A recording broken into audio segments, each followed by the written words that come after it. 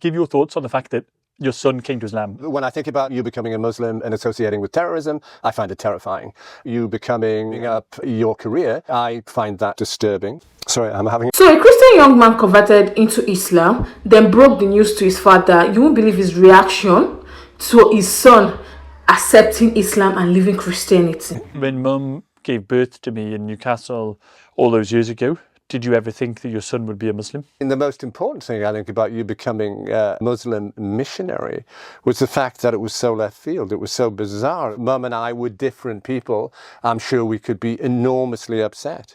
Why did you find it to be left field or bizarre? You know, we live in a Western secular world. We live in consumer society where people's ambitions are anything to do with everything other than spirituality. And yet here we have a child that's not only spiritual, but nevertheless he wants to give his life to it. Not only that, but he was successful within the Western world. You, like your brothers, had been successful. As parents, we did have ambitions for you. And this was another instrumental factor. We'd had ambitions, and to a certain extent we had hit the jackpot. We had children in medicine, we had children in law, and here were you throwing the whole thing away.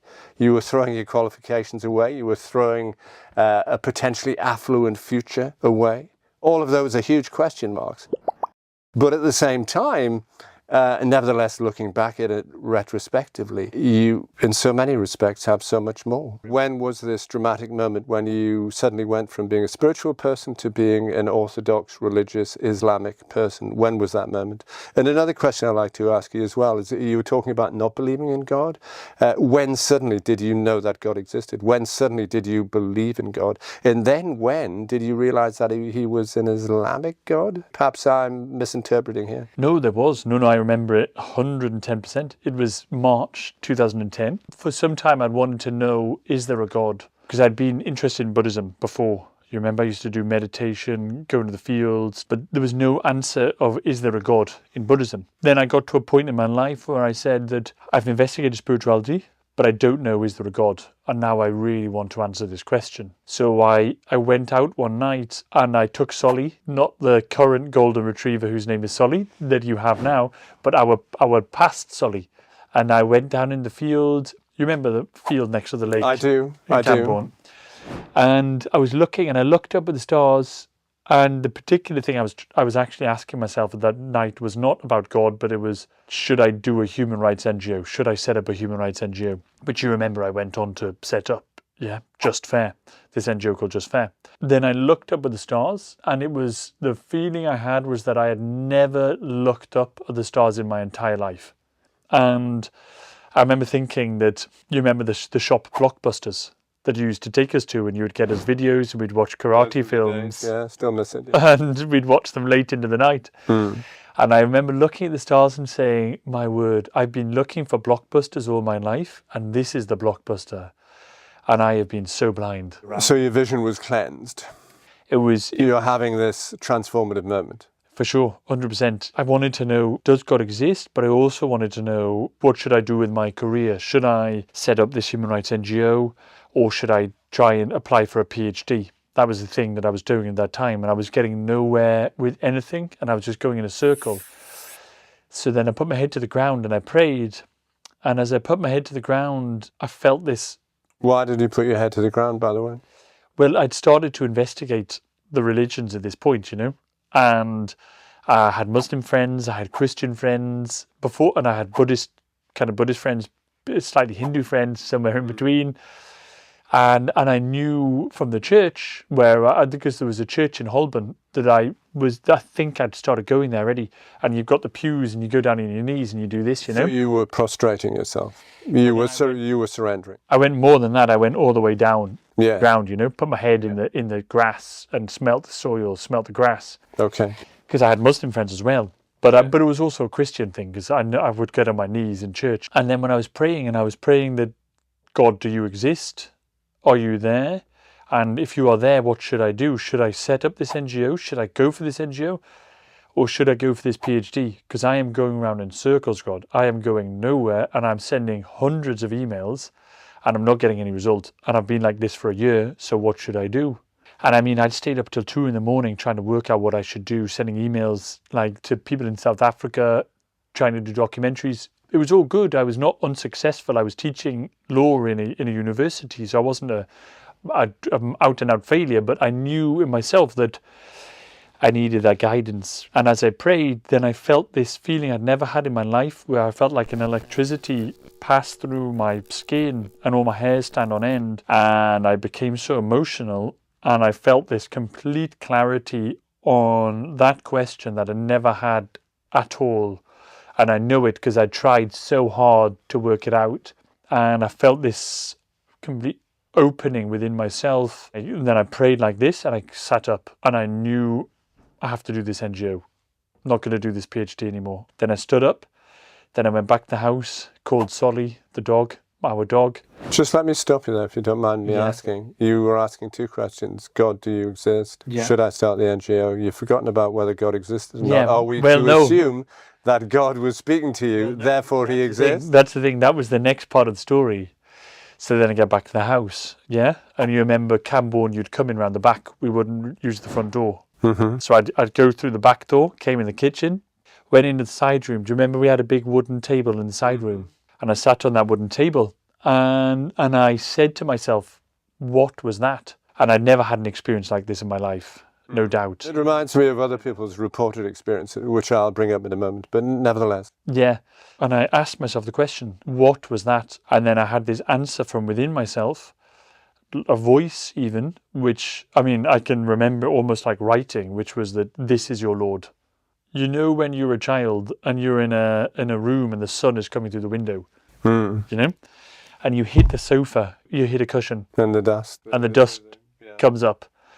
And the dust, it kind of dances in the sunlight. Yes. I don't know where or why, but I felt that I knew myself for the first time I knew myself in a really deep way, and I knew myself in the universe, and I felt that I was just like a piece of dust floating in the air, and that in reality you don't normally see the dust. It's meaningless, it's tiny, it's pointless, but when the light shines upon it, then it becomes so beautiful, you know? That's what I felt in that moment, and I suppose looking back, I was probably the reason probably was that I felt that actually, even though I'm this tiny person with a short lifespan and I'm just a speck on this earth, but when I'm with God, who I just met for the first time, I'm not some pointless, meaningless thing. I sparkle, I shine, you know? Or we sparkle, we shine. It wasn't just me sparkling in the air, but it was all of this dust. So you were convinced at that point that life after death is a reality?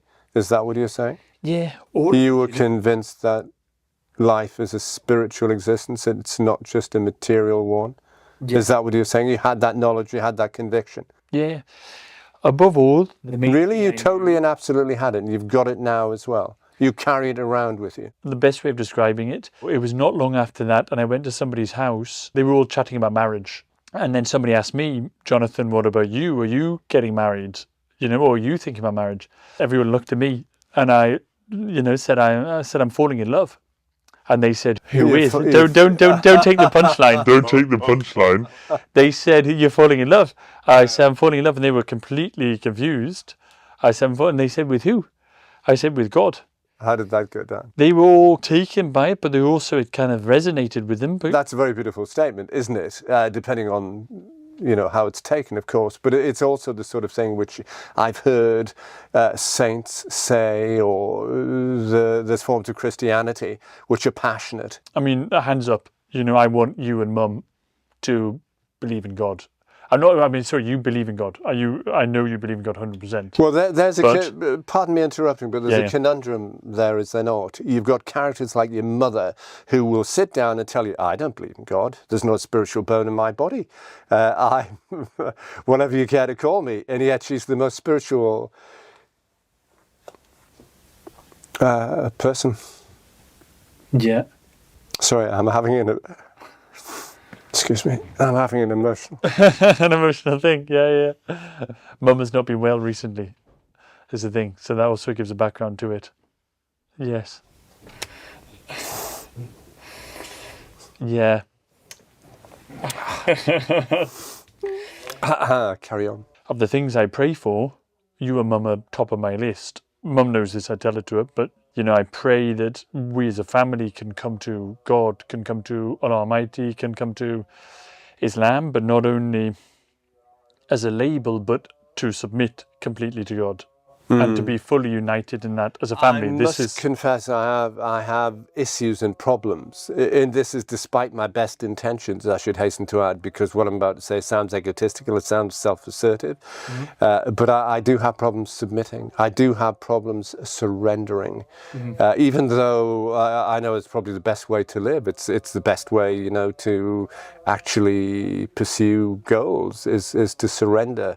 And be led. It's so much easier. You try all of your petty efforts, all of your little frustrations, which amount to very little, and it's so much easier if you surrender. But nevertheless, just to point that one up, I have problems with submitting and surrendering. I hope God understands those problems. I'm sure He does.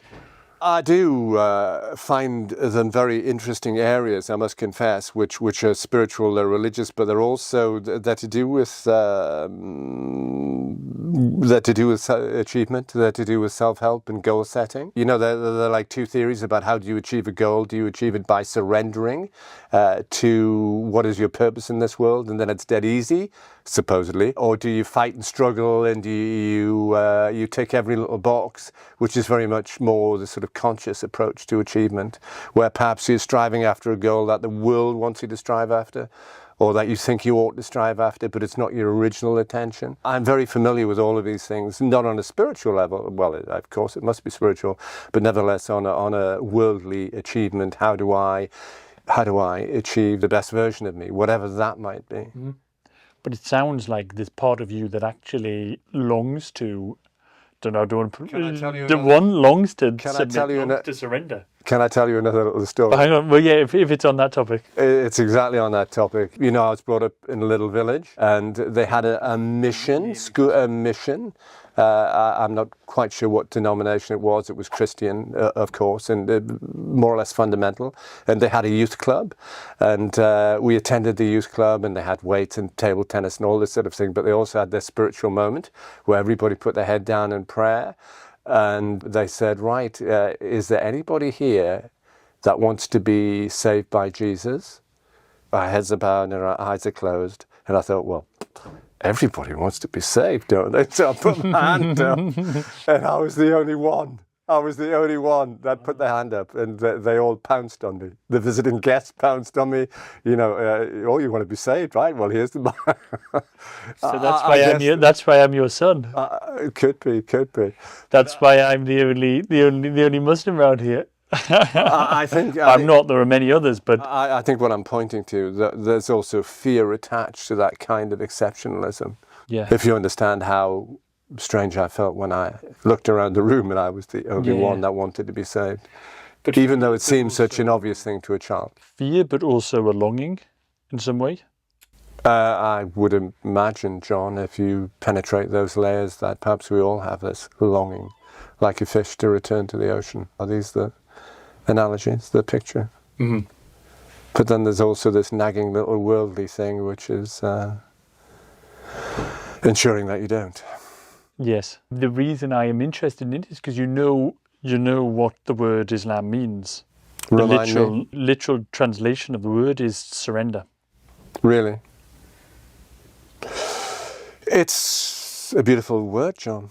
There's no two way about that. But I think you should tell us about your experience, because you have made that step. You are brave enough to go further than ever I have been or ever was as a younger person.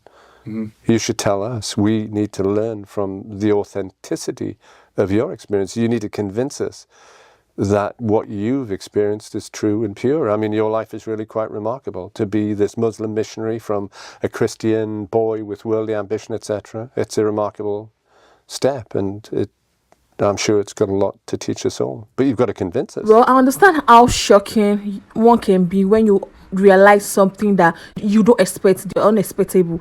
But what this man said to his son about Islam is a no-no for me. No matter how sad or how you feel, you should be able to be careful with your words. Him telling his son that the religion is this, is that, talking about like the negative part of the religion, is something that I found weird, because this man in question, your son in question, is a grown-up person, so he, he can make his own decision.